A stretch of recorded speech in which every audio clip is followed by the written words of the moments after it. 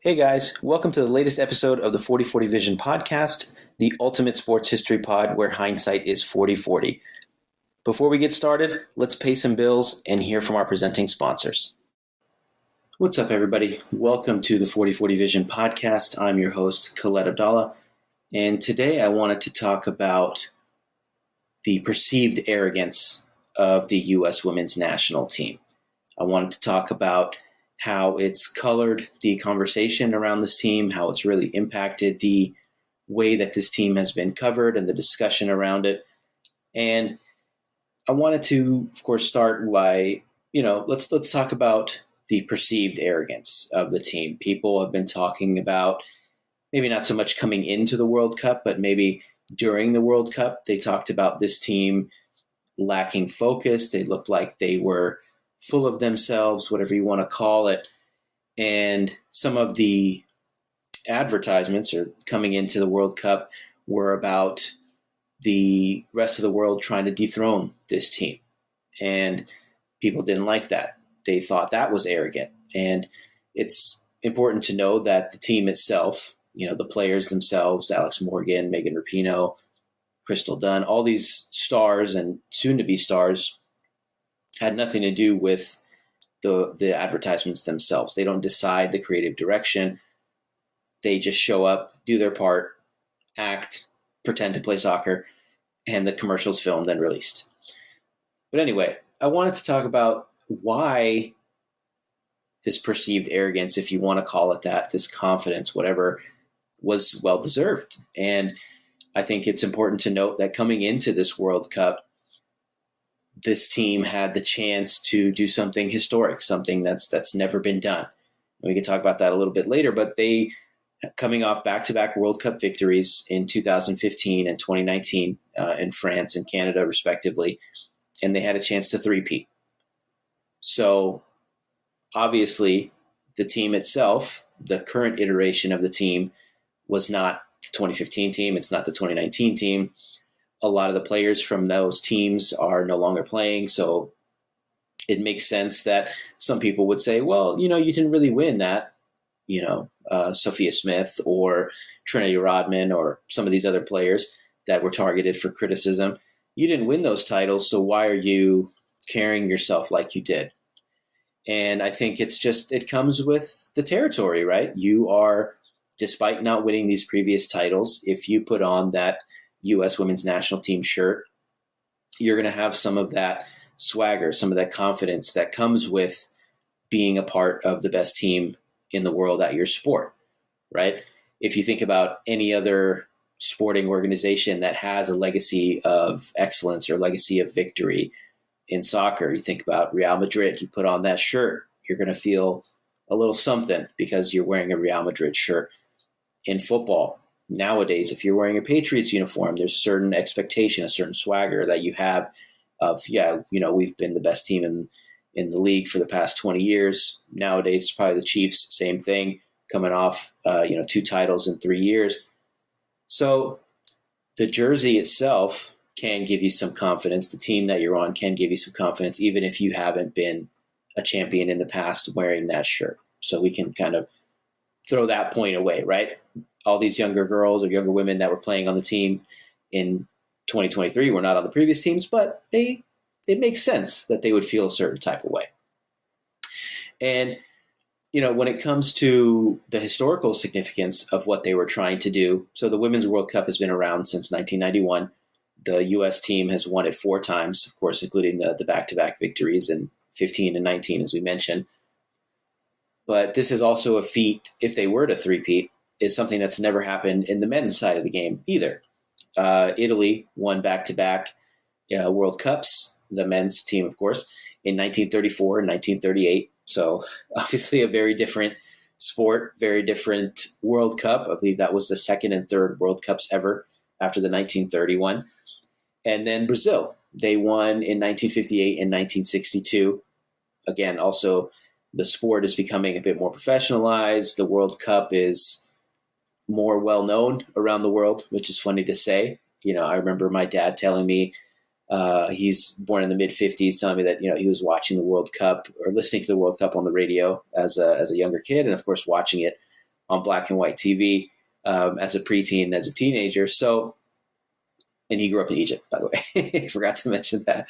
So it made its way around the world at that point, became a bigger deal, but it's still not the same as it is now. So if you think about it, in the men's game, no one has even gone back to back since 1962. In the women's game, of course, the U.S. women's team did it in 15 and 19, so not that long ago, but even leading up to it, in the 15 years prior, no one had gone back to back. Even the supposed best team in the world in the U.S. team, they won in 99, they won in 93, or I believe 94, whatever it might have been. Or sorry, 91. That was the one that they won. But they didn't go back to back. So it's a big deal. It's a lot of pressure, and there's a reason that it's something hard to do. Because, okay, you're going back to back. It's tough enough trying to defend a title, but when you're on your third title, that's when it becomes really hard, especially in a World Cup where obviously it's not consecutive years. It's not even every 2 years. It's every 4 years. So we're talking about 8 years between victories, and that means a whole new generation of players, more than likely a new coach, new tactics, all that stuff. So aside from it just being really hard to do because you're spanning generations of players, from a sporting perspective, from a mentality perspective, it's really hard to do that. It's hard to defend a title, and of course it's hard to defend two titles. It's even harder to defend two titles. And aside from all that, aside from some of this surface level commentary on arrogance and confidence and stuff, there were tactical and personnel challenges coming into the World Cup. If you listen to the excellent World Cup preview that we did with Andre Carlisle of the Diaspora United podcast, he's a women's soccer superfan. He's an expert on the game. He gave the U.S.'s chances out of 10 to win the World Cup out of 4. So he was definitely onto something, and people like him were definitely onto something. They talked about some of the tactical issues that the team had with their coach, Vlatko Andonovski. He has some rigidity when it comes to his tactics and his team selection that were not fans of. And, you know, the U.S. team did have some notable defeats coming into the World Cup in the World Cup prep. They did well at the She Believes Cup, but before that, they had some pretty high-profile losses against some of the bigger teams in the world. But they were also missing some key players. There were some injuries to some big-name players, Katerina Macario, who was supposed to revitalize this attack, Mallory Swanson, I believe Becky Sauerbrunn, if I'm getting that right, who was the team's defensive leader despite being a veteran player, was missing. So aside from them being the betting favorite and just people just looking at it, oh yeah, it's the U.S. women's national team. They are the favorite. They should win. There were cracks in the armor. There were reasons for people that were in the know, maybe not casual fans, but real people in the know, to be concerned about what this team was going to do. And during the World Cup, we saw these tactical issues very, very plainly. You know, in the opening game against Vietnam, who is one of those teams, you know, bless their hearts, they're there basically to get beat on, to lose 4-0, 5-0, 6-0, 7-0, whatever it might have been. The U.S. team did not have a very dominant performance despite scoring a few goals. They left a lot of chances unfinished. They just didn't look that good against a team that they should have dog-walked, basically. And then, of course, against the Netherlands, they draw. They score a goal. It's not even from open play. It's from a set piece. They don't have, I think they do one substitution, or Vlatko does one sub in the last 30 minutes.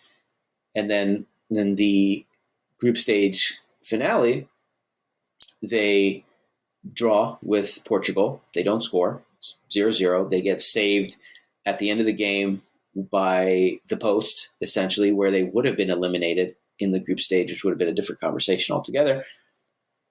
But they still struggled to score. So aside from the Vietnam game, which you can kind of say, okay, yeah, you should score a few goals there, even if you're not at your best, they scored one goal in open play, one goal from a set piece in their last two group stage games.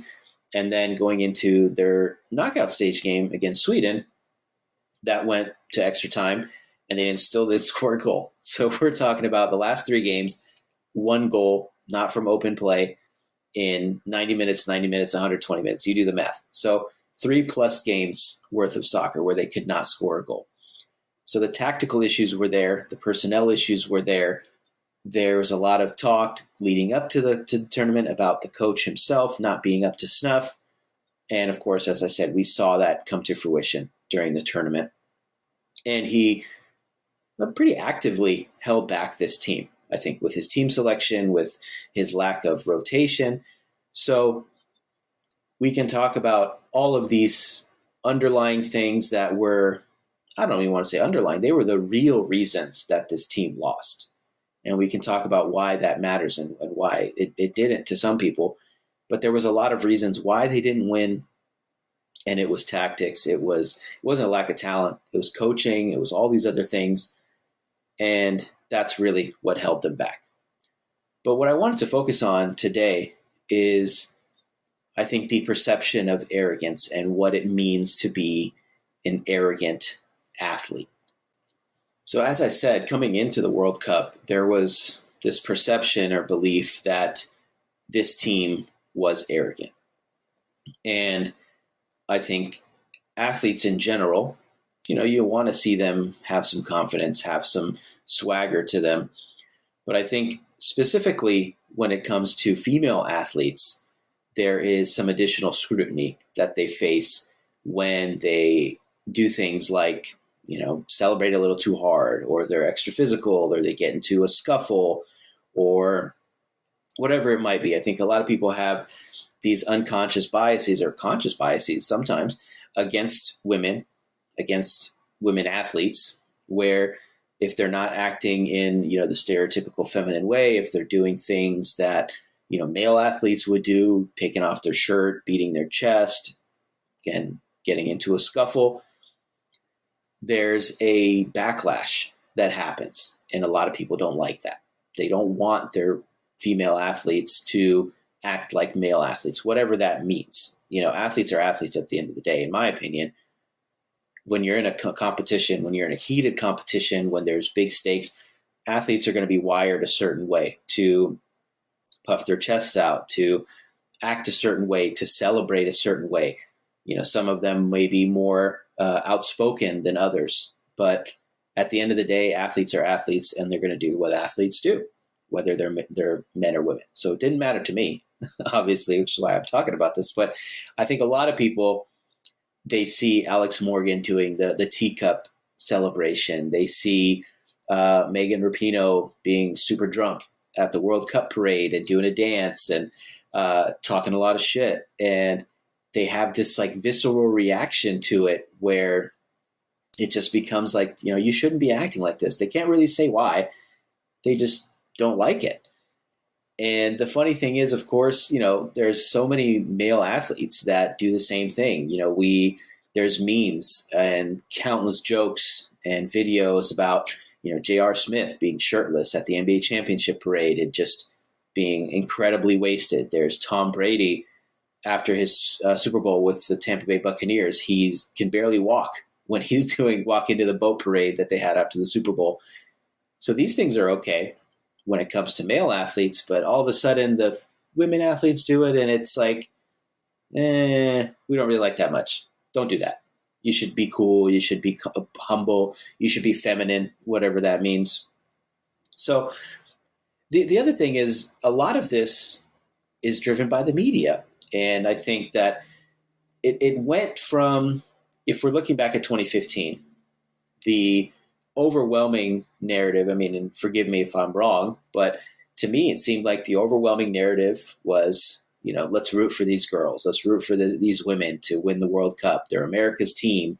They're going up north to Canada. Let's kick Canada's ass and everyone else's ass, and let's win a World Cup. We haven't won one in a little bit. Let's defend our title. I believe in 2011, they lost to Japan in the World Cup final. So they wanted to get revenge for that loss. And it seemed like the whole country was behind them, or at least if they weren't behind them, they were kind of ambivalent. Maybe the women are playing, women's national team are playing, cool.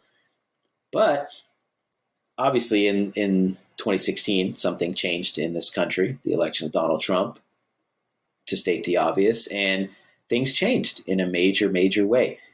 It went from these women being the face of girls and women all over America to them being the enemies of America for a lot of people. And they went from, again, just this incredible uniting force to, all of a sudden the country is a lot more divided. The country is a lot more polarized. So these women who, that's strike number one, you're women and playing sports, doing things that, a lot of people think women shouldn't do or they pretend not to care about. And a lot of these women are queer or, invisibly queer. And that's strike two. And then the third strike for a lot of people is that they are loud and outspoken. You can use the word brash, you can use the word arrogant, whatever you want to use. So that's strike three. And of course, the poster child for this, the lightning rod of controversy, becomes Megan Rapinoe, who is one of the best players on the team. She scores goals for fun. She's an incredible player, I think 2-time Ballon d'Or winner. So she's not just a great player from in the US, she's just an incredible world-class player. She's not that anymore, unfortunately, but during that time, she was still kind of at the peak of her powers in 15 and 19. And all those three strikes apply to her. Obviously, she's a woman. She is openly queer. And she has, different multicolored hair, which pisses off a lot of people for some reason. And then strike three is she's loud. She's outspoken. She is brash. Again, if you want to use that word, she is very outspoken about equal pay for the women's national team for female athletes. She speaks on trans rights and protecting trans kids, which has become a hot button topic. And the trans participation in sports has become a hot topic. She is openly anti-Trump, anti-Republican, anti-MAGA, whatever you want to call it. And she kneeled for the national anthem. I'm not sure if she did it with the women's national team. She probably did. I wouldn't put it past her. She's very bold. And she took a stand. To support Colin Kaepernick, to support Black Lives Matter, whatever you want to call it. So she becomes the very, very easy target for the right-wing media, for people that want to perceive this team as anti-American because they are speaking against some of the awful things that are happening in this country. So it's driven by the media. And I think the unfortunate thing is that, sure, if you're voting for Donald Trump, sure, if you're super Republican, if you believe everything that he's selling you, if you have those beliefs, then sure, I get it. You don't like this team. But I think that mentality of this team is arrogant, this team is that, a lot of dog whistles on this team. It's kind of bled into some other folks that wouldn't necessarily identify as Republican or MAGA, but they kind of they start to nod. They're like, yeah, maybe you're right. Maybe she is arrogant. Maybe she does need to shut up. Maybe she needs to stop talking about equal pay and blah, blah, blah, and whatever other issue she has, the topic of the day that she's talking about. And it's really unfortunate because it's bled into the political spectrum and other people that, again, wouldn't normally associate with Trump. I mean, I saw, if we see Alexi Lawless say this team is arrogant and brash, you're like, okay, yeah, you like you like Ron DeSantis, so I get it. But then someone like Taylor Twellman, who seems kind of apolitical, is talking about this team being arrogant and them, walking around in a Nike suit or, dancing before the game that's bulletin board material. And it's like, oh, that's going to motivate teams. It's like, no, teams are motivated to beat this team because they're coming off 2 World Cups. They're the best team in the world. So obviously people want to knock them off their perch. Even if they came in quiet as a church mouse to this World Cup, they would still be public enemy number one and the number one target because they're the best team in the world and they're the defending champs. And I think all of this with the narrative of arrogance, the fact that a large majority, I don't say a large majority, but a big part of this country is actively rooting against their own team. If you have your anti-American views, if you are rooting for another country, go ahead, root against the women's national team. I don't care. It's none of my business. But if you're a person that claims to be, America this, America that, and you're actively rooting against your national team because a former president says you should, or because you don't agree with their political views, maybe look inward a little bit and wonder what it really is about these women that you don't like. Is it because they're talking cash shit, or is just, you just don't like women? You don't want to see women athletes succeed. So I think the other thing is, in general, I mean, arrogance in sports is a good thing. It's just part of the game. Maybe arrogance isn't the word, but, some of the best athletes ever are arrogant. And it's okay to say that, right? Tom Brady, he's arrogant, talks a bunch of shit. You hear his NFL films. When he's mic'd up, he's talking smack the entire game. He knows he's the GOAT. He's marketing himself as the GOAT. Michael Jordan, same thing. He'd probably talk more shit in NBA history than anybody else. And he's lauded for it. He's lauded for his, sociopathic winning tendencies and all the stuff that he did. And he's arrogant. LeBron James, the guy has the chosen one tattooed on his back. He calls himself King James. And all of these things are okay because he's winning. And of course, that's the key ingredient, is the public perception of you, of confidence versus arrogance versus swagger, obviously changes based on the outcome. And that's understood, right? I think as American sports fans, we love to see an underdog. We love to see an underdog come up and punch that bully in the mouth and, essentially become that bully. But then after a while, if you're the bully for too long, then people want to see you get punched in the mouth. They see everything that you do through a different lens, right? The Warriors are a good example. When they won their title in 2015, it was like, oh, okay, this upstart team, Steph Curry, babyface assassin, homegrown. This is kind of fun. Let's root for them. Oh, they beat LeBron. Oh, I wonder, good for them. But, he's missing some players. Let's see if this is sustained. And then all summer, the Warriors are talking a bunch of shit. People are talking shit back. They win 73 games. They come back 3-1 down. And then in the finals, that shit talking catches up to them. And it goes from, oh, they're confident, they have swagger, to, oh, they're arrogant. We want to see them lose. They lose up 3-1 to the Cavaliers, and it just becomes memes and jokes forever. So it's understandable, right? If this U.S. team, this current iteration of the U.S. team with their quote-unquote arrogance and swagger, whatever, if they had won the World Cup this year, then they'd be like, well, oh, they're not arrogant. They were just confident. They knew they had the tools to win, to win, they could finish the job. Because in 2019, when they were fighting this battle, they were confident. I'm sure they were a little bit arrogant as the defending champions, but they won. And you can't say shit to a winner. It's really hard to talk smack to a team that's, they're having a championship parade.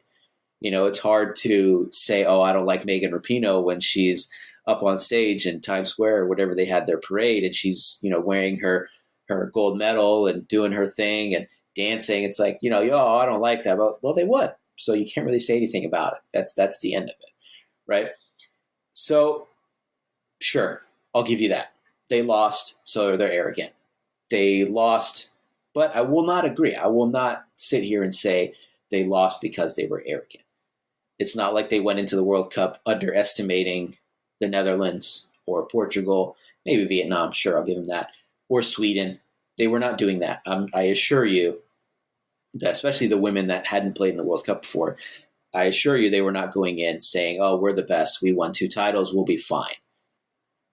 Because they hadn't won those 2 titles. Maybe some of the older women did, but not the majority of that team.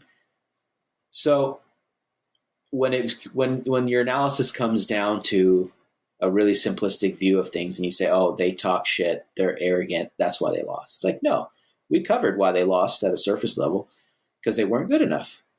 They didn't have the right tactics. The coach wasn't up to snuff. He didn't rotate the team enough. They didn't have enough attacking creativity, because obviously they were solid defensively. They gave up 1 goal in 4 games and it was a nice goal by the Netherlands. But 1 goal in 4 games is an incredible defensive record, but they had no creativity up top. They had issues in the midfield, and they weren't syncing up. So again, I'll leave the real tactical analysis to the real tactical experts, but that's why they lost.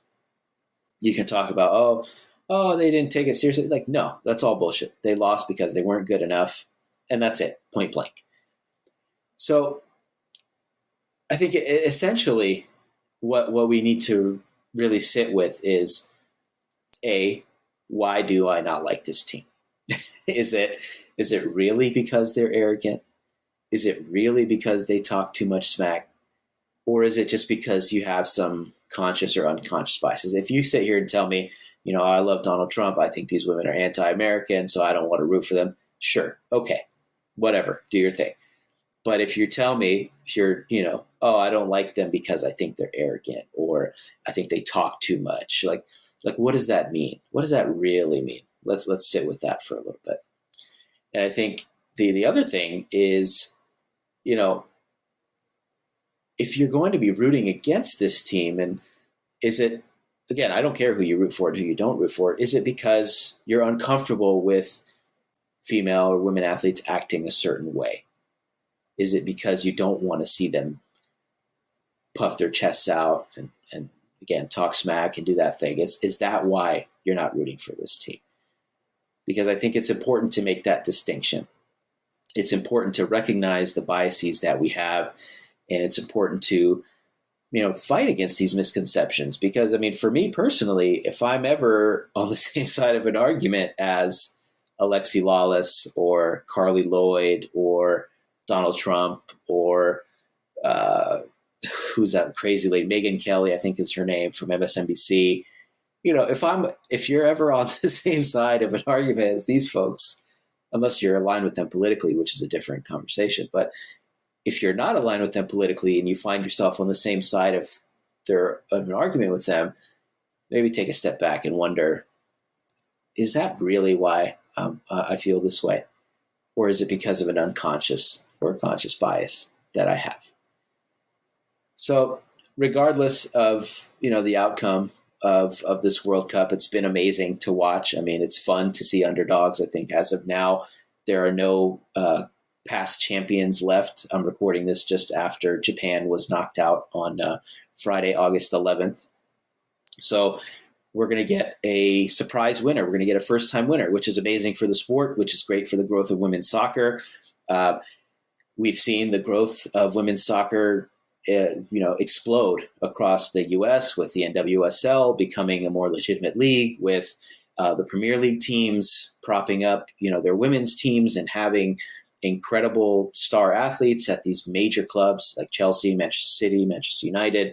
And then, of course, the Women's Champions League is becoming one of the premier events in the sport. So you have teams from Germany and the Bundesliga and Spain and everywhere else, these incredible women just playing at the top level. And we're getting to see them do the same thing for their country. So it's been amazing to watch as a sports fan, as a big soccer fan. And it's a good thing that the U.S. has been challenged. It used to be that the U.S. team had the most talent, easily the most talent in the world. They had the most depth. And now there's serious conversations about some of these other teams and the challenges that they're going to bring to the U.S. So it's a great thing for the sport. It's a great thing for the for women's soccer. And I think this team in its current iteration obviously was not good enough, but we've seen the young stars that are coming up, the Trinity Rodmans, the Ashley Sanchez's, the injured players, Katerina Macario that I mentioned earlier, Mallory Swanson, Rose Lavelle, I think she's a little bit older. But anyway, this team is going to be the most talented in the world for a long time. Hopefully other teams catch up with them because it's more fun that way. But they're going to be great. Maybe not this World Cup, obviously not this World Cup, but maybe the next Olympics, maybe the next World Cup, whatever other tournaments are coming up. It's going to be a lot of fun to watch, and they'll be back. And when they win again, they're going to still have that same confidence, that same arrogance that you want to call it, but maybe the public perception will be a little bit different. And hopefully some of us will be able to resolve some of these biases that we might have. So that's it for the show.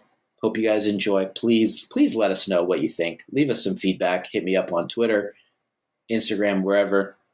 You can find our show just about anywhere podcasts are found, so make sure to subscribe and leave us a review. You can find us on all the major social platforms at 4040 Vision Pod, doing some really cool, fun stuff on YouTube and TikTok. We just need more followers, more subscribers. So make sure you do that. And again, we appreciate every view, every listen, every second that you spend with us on YouTube, on Spotify, whatever it is. We truly, truly appreciate it. So thanks, y'all. Peace out.